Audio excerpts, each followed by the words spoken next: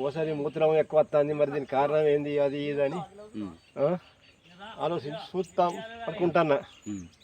కానీ ఇదికే పని నడుతూనే ఉంటుంది. దేవుడు చూడని తెలియదు, ఇక చూడని తెలియదు. నా అందులో ఉన్నాడు కాబట్టి మరి అదే చూడని తెలియదు. చూస్తే వచ్చిన అంటే గోవింది రంది, ఇది బందే అది బందే, రంది ఏం లేదు. అంత షుగర్ మన దగ్గరనే ఉంటుంది. ఏది తిండి విషయంలో ఏం తినాలి, ఏం చేయాలి, ఆరోగ్యాన్ని ఎట్లా కాపాడుకోవాలి అని అన్న సంగతి తెలిసి. ఇక నాకు గ్యాస్ ఉన్నది, గ్యాస్ ట్రబుల్ కాబట్టి దాని గురించి రోజు ఇక కాలుష్యం అది ఇది మంచి వస్తున్నది వాడతలేను. తోటకూర కానీ కోడిగుడ్లు ప్రతిరోజు కోడిగుడ్డు తప్పులు లేదు. కొన్ని రోజులు పాలు తాగిన, రోజు జావా రాగి జావా జొన్నపిండి అది రెండు మిక్స్ చేసి ఇప్పటికి జావా తాగుతాను. 5 సంవత్సరాలు తాగబట్టి